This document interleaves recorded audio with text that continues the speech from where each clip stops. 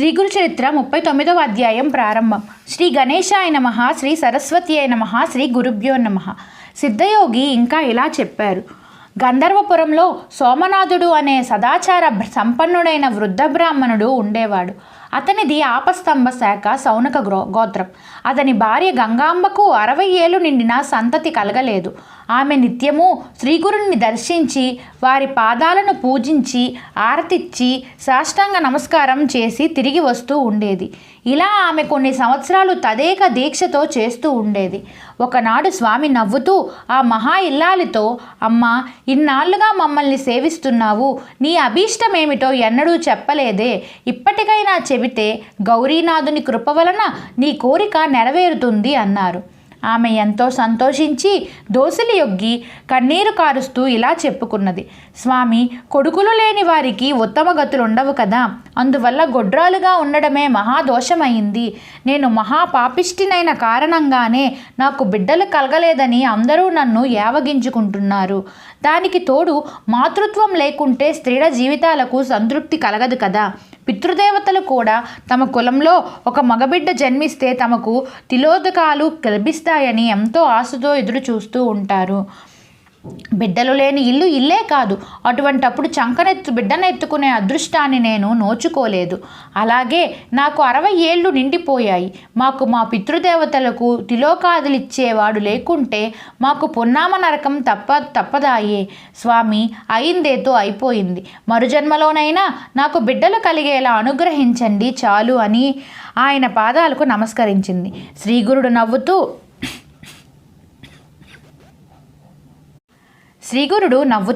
OC పిచ్చి తల్లి, ఏమి కోరిక కోరినావమ్మా? ఎప్పుడో రాబోయే జన్మ సంగతి ఇప్పుడెందుకు? అప్పుడు బిడ్డలు కలిగిన వాళ్ళు మేమిచ్చిన వరం వల్ల కలిగినట్లు నీకెలా తెలుస్తుంది? నీవు నిత్యము మమ్మల్ని ఇంత శ్రద్ధగా సేవించినందుకు మాకెంతో సంతోషమయ్యింది. కనుక నీవు కోరినది ఈ జన్మలోనే లభించేలా వరమిస్తున్నాను. కొద్ది కాలంలో నీకు ఒక కూతురు ఒక కొడుకు కలుగుతారు అని ఆమెను దీవించారు. అప్పుడు గంగాంబ తన కొంగు ముడివేసుకొని స్వామికి నమస్కరించి, స్వామి, ఒక మనవి చేసుకుంటున్నాను. నాపై కోపగించుకోవద్దు. నేను బిడ్డల కోసం ఎన్నో తీర్థయాత్రలు చేశాను. పుణ్యతీర్థాలలో స్నానము చేశాను. రావి చెట్టుకు ప్రదక్షిణాలు చేస్తే బిడ్డలు కలుగుతారని లోకులు చెప్పింది నమ్మి కనిపించిన రావి చెట్టు కల్లా ఇంతవరకు ప్రదక్షిణలు నమస్కారాలు చేసి అలసిపోయాను. అలానే నా వయస్సంతా చెల్లిపోయింది. ఇటువంటి నాకు మీరు వరం ఎలా ఫలిస్తుంది, మీరిచ్చిన వరం ఎలా ఫలించగలదు అనే ఆలోచనలో ఉన్నది. అలా అని త్రిమూర్తి స్వరూపులైన మీ వాక్కు ఎన్నటికీ వ్యర్థం కాదన్న ధైర్యం లేకపోలేదు. అట్టి విశ్వాసంతోనే ఇలా కొంగును ముడివేసుకున్నాను. ఇంతకు నాకు కలిగిన సందేహము ఇది. నేను వచ్చే జన్మలోనైనా బిడ్డలు కలగాలని కోరుకుంటే మీరు ఇప్పుడే ప్రసాదిస్తామన్నారు. అయినప్పటికీ ఇన్నాళ్ళుగా నేను కాలు నొప్పులు పుట్టేలా రావి చెట్లకు ప్రదక్షిణం చేసినందువల్ల కలిగే ప్రయోజనం ఏమిటి అని విన్నవించుకుంది. ఆమె ఆవేదన చూసి నవ్వి శ్రీగురుడు ఇలా చెప్పారు. అమ్మాయి, నీవు చేసిన అశ్వథ పూజ వల్ల నీకెంతో పుణ్యం లభించింది. ఇప్పుడు అవివేకంతో నీవు దాన్ని నిందించి ఆ పుణ్యం కాస్త పోగొట్టుకోకు. నా మాట విని ఇక నుండి ఈ సంగమంలో ఉన్న ఈ రావి చెట్టు మాకు కలిసి నిత్యము ప్రదక్షిణ పూజ చేస్తూ ఉండు. మేమెప్పుడూ అశ్వథ వృక్షంలోనే ఉంటాము. అందువల్లనే పురాణాలన్నీ దాన్ని అశ్వథ నారాయణుడు అని కీర్తించాయి. గంగాంబ, స్వామి, అట్టి విశ్వాసం నాలో నిలిచేందుకు అశ్వథ వృక్షం యొక్క ప్రాశస్యం వివరించండి. అప్పుడు తగిన శ్రద్ధాశక్తులతో దీనిని సేవించగలుగుతాను అన్నది. శ్రీగురుడు ఇలా చెప్పసాగారు. అశ్వథ వృక్షంలో సర్వదేవతలు ఉంటారు. దాని మహత్యం గురించి బ్రహ్మాండ పురాణంలో నారద మహర్షి చెప్పారు. అశ్వత్థమే నారాయణ స్వరూపం. ఆ వృక్షం యొక్క మూలమే బ్రహ్మ, దాని మధ్య భాగమే విష్ణువు, చివరి భాగమే శివుడు. కనుక దాన్ని పూజిస్తే త్రిమూర్తులను పూజించినట్లే. అలానే త్రిమూర్తులు దాని యొక్క దక్షిణ, పడమర, ఉత్తర దిక్కులలో, కొమ్మలు తూర్పు దిక్కున ఉన్న కొమ్మలలో ఇంద్రాది దేవతలు ఉంటారు. దాని వేలలో మహర్షులు, గోబ్రాహ్మణులు, 4 వేదాలు ఉంటాయి. 7 సముద్రాలు, పుణ్య నదులు తూర్పు కొమ్మలలో ఉంటాయి.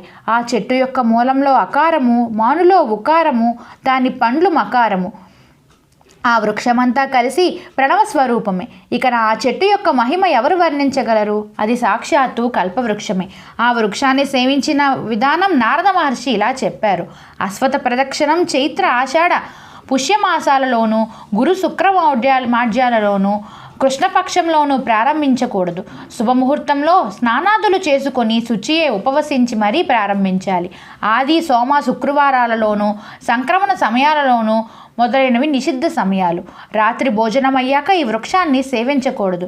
సాధకులు మొదట ఆత్మస్థుతి, పరనింద, జోదము, అసత్యములను విడిచిపెట్టాలి. ప్రవహిస్తున్న నీటిలో గుడ్డలతోనే స్నానం చేసి ఉతికిన గుడ్డలు ధరించి మొదట గణపతిని పూజించి కలశాలలో గంగా యమునలను పూజించాలి. అప్పుడు సంకల్పం చెప్పి అశ్వత్థ వృక్షానికి భక్తితో 7 సార్లు అభిషేకం చేయాలి. అప్పుడు మరలా స్నానం చేసి దేవతామయమైన ఆ వృక్షానికి పురుష సూక్త విధంగా షోడోపసార పూజ చేయాలి. అప్పుడు పీతాంబరం ధరించిన నారాయణుని 8 బాహువులు గలవానిగా ధ్యానించాలి. తరువాత విష్ణు సహస్రనామం చదువుతూ కానీ మౌనంగా కానీ ఎంతో నెమ్మదిగా ప్రదక్షిణలు చేయాలి. ప్రతి ప్రదక్షిణకి మొదట చివర నమస్కారం చేయాలి. ఇలా 2 లక్షల ప్రదక్షిణలు చేస్తే సర్వ పాపాలు నశించి 4 పురుషార్థాలు సిద్ధిస్తాయి. త్రికరణ శుద్ధిగా దానిపై దృష్టిని నిలిపి బిడ్డలు కలగాలన్న సంకల్పంతో ప్రదక్షిణ చేస్తే తప్పక కలుగుతారు. శనివారం నాడు ఈ చెట్టును త్రాకి మృత్యుంజయ మంత్రం జపిస్తే మృత్యుభయం తొలగుతుంది. అశ్వత్థాన్ని పూజించాక కోనస్థ పింగళో బభ్రు కృష్ణో రౌద్రాంతకో యమ సౌరిషన్వైర సర్వరో మందః పిప్పలాదేవ సంస్థుత అనే మంత్రం దృఢ విశ్వాసంతో జపిస్తే శనిదోషం కూడా తొలగి అభీష్ట సిద్ధి కలుగుతుంది. గురువారము అమావాస్య కలిసిన రోజున రావి చెట్టు నీడన స్నానం చేస్తే పాపం నశిస్తుంది. అక్కడ వేద విప్రుడికి మృష్టాన్నం పెడితే 1,000,000 మంది బ్రాహ్మణులకు సమారాధన చేసిన ఫలితం ఉంటుంది. అక్కడ చేసిన గాయత్రి మంత్ర జపం వల్ల 4 వేదాలు చదివిన ఫలితము ఉంటుంది. రావి చెట్టును స్థాపిస్తే 42 తరాల వారికి స్వర్గం లభిస్తుంది. దానిని కొట్టివేయటం మహాపాపం.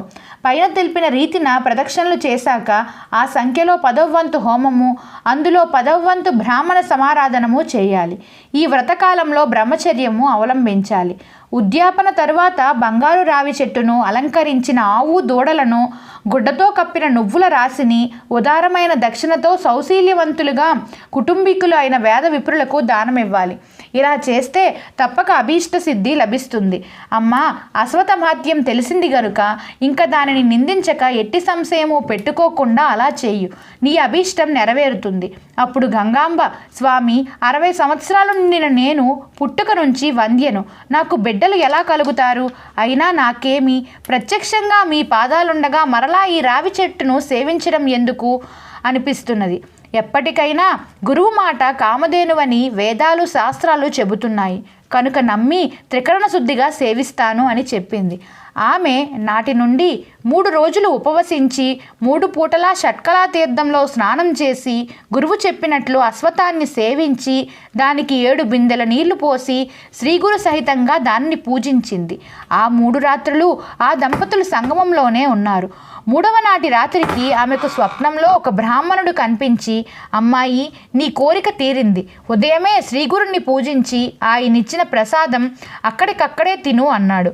అలాగే 4వ రోజు ఉదయం సంగమంలో అశ్వత్థాన్ని సేవించి ఆ దంపతులు మఠానికి వచ్చారు. ఆమె ప్రదక్షిణం చేసి నమస్కరించగానే శ్రీగురుడు నవ్వి 2 పండ్లు ఆమెకిచ్చి, మీ లక్ష్యం నెరవేరింది. పారణ అయ్యాక నీవి పండ్లు తిను. నీకొక కూతురు కొడుకు ఇస్తున్నాను. ఇంటికి వెళ్ళి పారాయణ చేసి బ్రాహ్మణులకు దానమివ్వు అని చెప్పారు. ఆమె అలానే చేసింది. ఆ రోజే సూర్యాస్తమయ సమయానికి ముందే ఆమె రజస్వల అయింది. 4వ రోజున స్నానం చేసి ఆమె భర్తతో కూడా శ్రీగురుని వద్దకు వచ్చి గురు పూజ చేసింది. శ్రీగురుడు, నీకు పూర్ణాయుష్కులైన బిడ్డలు కలుగుతారు, నీకు ముక్తి లభిస్తుంది అన్నారు. 5వ రోజున భర్తృ సమాగమం వల్ల ఆమె గర్భం ధరించింది.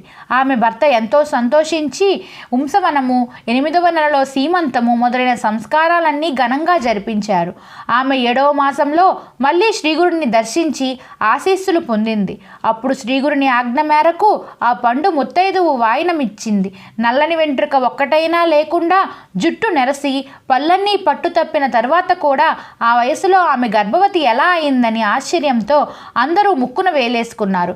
శ్రీగురుని మహిమ ఎంతటిదో అందరికీ అర్థమైంది. ఆమెకు 9 మాసాలు నిండాక ఒక శుభముహూర్తంలో ఆమెకు ఆడపిల్ల పుట్టింది. దైవజ్ఞులు ఆమె శుభజాతకురాలని చెప్పారు. ఆ బిడ్డకు శ్రీగురుని పేరిట సరస్వతి అని పేరు పెట్టుకున్నారు.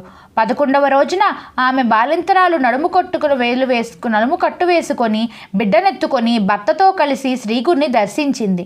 బిడ్డను ఆయన ముందుంచి వంద్యమైన వృక్షం మీ కటాక్షంతో ఫలించింది. అది సుఫలమైతే బాటసారులు సేవిస్తారు. వ్యర్థ ఫలానికంటే వంద్యత్వమే మేలు అని శ్రీగురుడు పాదాలకు నమస్కరించింది. స్వామి వాత్సల్యంతో పుత్రవతి లేవనమ్మ అని బిడ్డను చూసి ఇది ఆడపిల్లే గాని మగబిడ్డడు కాదే అంటూ ఆమెను చూసి నవ్వి ఇంకా సందేహించక్కర్లేదు, నీకు కొడుకు కూడా పుడతాడు అని చెప్పారు. అప్పుడు పసిబిడ్డను తమ చేతిలోకి తీసుకుని నిమురుతూ ఈ బిడ్డ దీర్ఘాయువు సౌభాగ్యము సౌశీల్యములలో ప్రసిద్ధికెక్కుతుంది. ఆమె పుత్ర పౌత్రాభివృద్ధి కలుగుతుంది. ఆమె సౌశీల్యం గురించి విని ఈమె దర్శనానికి దక్షిణ దేశం నుంచి ఒక రాజు కూడా వస్తాడు. మీకు వేదశాస్త్ర పారంగతుడు మహా ఐశ్వర్య సంపన్నుడు అల్లుడుగా దొరుకుతాడు. కానీ మీకెలాంటి కొడుకు కావాలి? 100 సంవత్సరాలు జీవించే మూర్ఖుడు కావాలా, లేక 30 సంవత్సరాల ఆయుష్ గల విద్వాంసుడు కావాలా అన్నారు.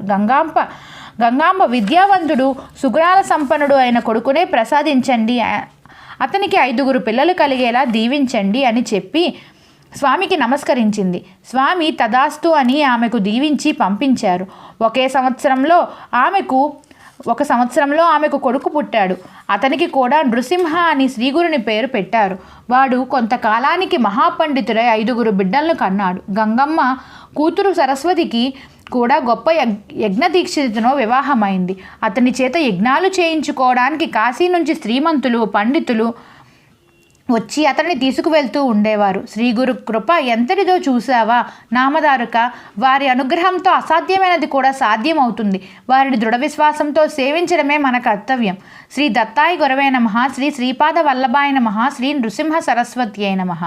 శ్రీ గురు చరిత్ర 39వ అధ్యాయం సమాప్తం. నా వీడియో మీకు నచ్చినట్లయితే నా ఛానల్ సబ్స్క్రైబ్ చేసుకోండి. నా వీడియోని లైక్ చేయండి, షేర్ చేయండి. Thank you.